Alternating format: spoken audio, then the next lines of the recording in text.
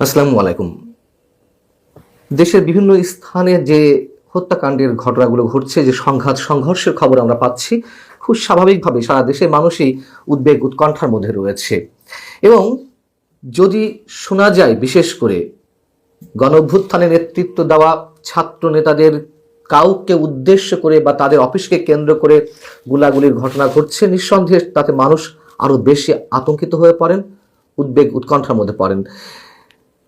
এমন একটি ঘটনার কথা আমরা শুনলাম যে রাজধানীর বাড্ডা এলাকায় এনসিপির আহ্বায়ক নাহিদ ইসলামের অফিসকে লক্ষ্য করে গোলাগুলির ঘটনা ঘটেছে এবং সামাজিক যোগাযোগ মাধ্যমে মুহূর্তের মধ্যে এই খবরটি ছড়িয়ে পড়ে।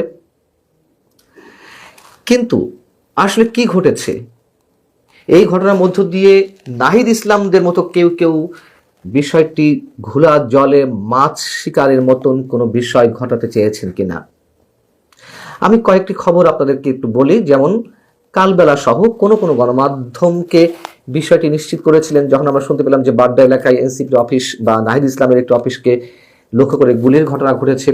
সেই ঘটনার পরিপ্রেক্ষিতে কালবেলা সহ কোনো কোনো গণমাধ্যম এনসিপির পক্ষ থেকে বক্তব্য নেওয়ার চেষ্টা করলো এবং তাতে দায়িত্বশীলতার জায়গা থেকে এনসিপির মিডিয়া উপকমিটির প্রধান মাহবুব আলম তিনি বিষয়টি নিশ্চিত করলেন।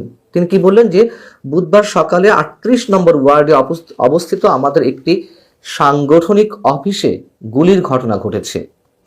কে বা কারা করেছে আমরা জানি না বা জানা যায়নি। অফিসে থাকা ব্যানার, ফেস্টুন, আহ্বায়কের ছবিও ভাঙচুর করা হয়েছে, অর্থাৎ নাহিদ ইসলামের ছবি। পুলিশ এই ঘটনার তদন্ত করছে। বেশ ভালো কথা। দেখুন তাদের একই মুখে কত ধরনের বক্তব্য। প্রথম আলো সহ বিভিন্ন গণমাধ্যমে আবার বিকাল 5টার দিকে এনসিপির হোয়াটসঅ্যাপ থেকে একটি বার্তা দেওয়া হয়। সেখানে কি উল্লেখ করা হয়? সেখানে বলা হয় যে বাড্ডায় 38 নম্বর ওয়ার্ড এনসিপির সাংগঠনিক অফিসের পাশে, এখানে বলা হচ্ছে এনসিপির সাংগঠনিক অফিসের পাশে গতকাল রাত অর্থাৎ মঙ্গলবার। আবার প্রথম আলো সহ বিভিন্ন গণমাধ্যমে বুধবার বিকাল 5টায় এনসিপির পক্ষ থেকে হোয়াটসঅ্যাপ মেসেজের মাধ্যমে যে বার্তা দেওয়া হয় সেটি কি? ওই বার্তায় উল্লেখ করা হয় বাড্ডায় 38 নম্বর ওয়ার্ডে এনসিপির সাংগঠনিক অফিসের পাশে গতকাল অর্থাৎ মঙ্গলবার রাত। আবার প্রথম আলো সহ বিভিন্ন গণমাধ্যমে বুধবার বিকাল 5টার দিকে এনসিপির পক্ষ থেকে তাদের একটি হোয়াটসঅ্যাপ নাম্বার থেকে মেসেজ দেওয়া হয়। সেখানে কি উল্লেখ করা হয়? সেখানে বলা হচ্ছে বাড্ডায় 38 নম্বর ওয়ার্ড এনসিপির সাংগঠনিক অফিসের পাশে গতকাল অর্থাৎ মঙ্গলবার রাত। আবার প্রথম আলো সহ বিভিন্ন গণমাধ্যমে বুধবার বিকাল 5টার দিকে এনসিপির একটি নাম্বার থেকে হোয়াটসঅ্যাপের একটি বার্তা দেওয়া হয়। সেখানে কি উল্লেখ করা হয়? সেখানে উল্লেখ করা হয়েছে বাড্ডায় 38 নম্বর ওয়ার্ড এনসিপির সাংগঠনিক অফিসের পাশে গতকাল অর্থাৎ মঙ্গলবার রাতে গুলির ঘটনা ঘটেছে এনসিপির অফিসের পাশে। এটি নির্বাচনী অফিস বা নাহিদ ইসলামের অফিস নয়। ঘটনার সঙ্গে রাজনৈতিক সম্পৃক্ততা নেই বলে আমাদের মনে হচ্ছে। আবার দেখুন বাংলা ট্রিবিউন সহ আবার কোনো কোনো গণমাধ্যমে এনসিপির মিডিয়া সেলের ওই প্রধান মাহবুব আলম তিনি কি বলছেন?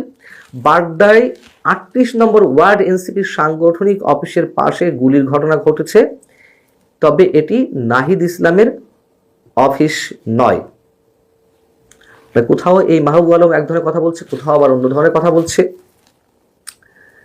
পুলিশ কি বলছে দেখুন। পুলিশের বক্তব্যে আবার দ্বিচারিতা। পুলিশের বাড্ডা অঞ্চলের সহকারী কমিশনার মোহাম্মদ আসাদুজ্জামান গণমাধ্যমকে বলছেন গতকাল মঙ্গলবার রাতে উত্তর বাড্ডায় একটি আবাসন কোম্পানির কার্যালয়কে লক্ষ্যবস্তু বানিয়ে 2টি গুলিবর্ষণের ঘটনা ঘটেছে। যেখানে গুলির ঘটনা ঘটেছে সেখানে গত নভেম্বর পর্যন্ত এনসিপির একটি কার্যালয় ছিল, তবে নভেম্বরে এনসিপির ওই কার্যালয়টি স্থানান্তর করে আফতাবনগর এলাকায় নেওয়া হয়।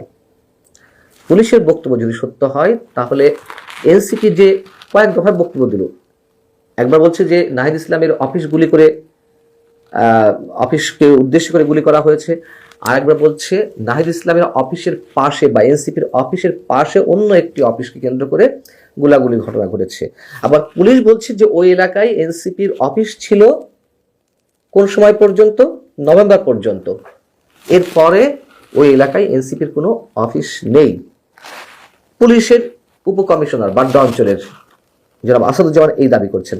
আবার ওই একই জনের বা বাড্ডা থানার ওসি কাজী মোহাম্মদ নাসরুল আমিন তিনি কি বলছেন? তিনি বলছেন যে রাজধানীর বাড্ডা এলাকায় এক ব্যবসায় প্রতিষ্ঠানে চাঁদা না পেয়ে গুলির ঘটনা করেছে, তবে ওই প্রতিষ্ঠানটি জাতীয় নাগরিক পার্টির আহ্বায়ক নাহিদ ইসলামের নির্বাচনী অফিসের পাশেই।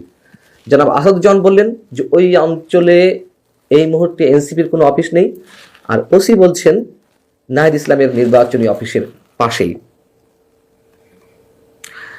প্রশ্ন হচ্ছে, এনসিপির মধ্য থেকে একই ব্যক্তির মুখ থেকে আলাদা আলাদা বক্তব্য কেন? আবার পুলিশের ঊর্ধ্বতন কর্মকর্তাদের বক্তব্যেও কেন আলাদা আলাদা মেসেজ?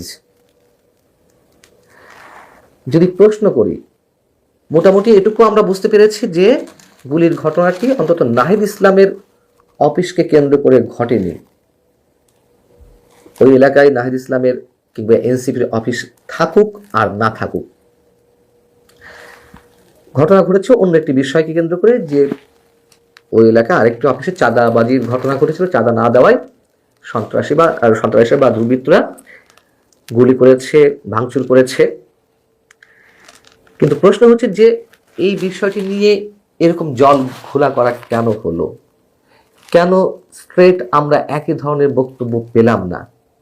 এটি নিয়ে কি এনসিপি কোনো ধরনের রাজনীতি করতে চেয়েছিল? নিজেদেরকে এমনভাবে উপস্থাপনের চেষ্টা করার একটা পায়তারা ছিল যে মানুষের সহানুভূতি পায়? অথবা নাহিদ ইসলামের অফিসে গুলি করা হয়েছে, এটা প্রথমে তারা লুফিয়ে নিচ্ছিল, ঘটনা মিথ্যা হলেও, যাতে এক ধরনের প্রতিক্রিয়া সৃষ্টি হয়, যাতে এক ধরনের অস্থিরতা সৃষ্টি হয়? বাস্তবতা হচ্ছে আমরা আশঙ্কা করছি, আমরা চাই না কোনোভাবে এগুলো ঘটুক। শরীফ ওসমান হাদি যেমন হত্যাকাণ্ডের শিকার হলেন, অনেকে বলছেন তিনি ক্রস ফায়ারের শিকার, তিনি রাজনীতির শিকার। বিশেষ বিশেষ কোনো শক্তি এর থেকে ফায়দা লুটার চেষ্টা করছে। সামনে এ ধরনের অনেক ঘটনা ঘটতে পারে, মানুষের মধ্যে এ ধরনের আশঙ্কা গেড়ে বসেছে। অতএব আগামী 1 মাস আমাদের জন্য খুবই উদ্বেগের, নিঃসন্দেহে। শুধু উদ্বেগ নয়, এই বাংলাদেশ কোন দিকে যাচ্ছে তারও নিশ্চয়ই একটা ফয়সালা হবে, সেটি নেতিবাচক হোক কিংবা ইতিবাচক হোক, যেভাবেই হোক। ভালো থাকুন সবাই। আল্লাহ হাফিজ।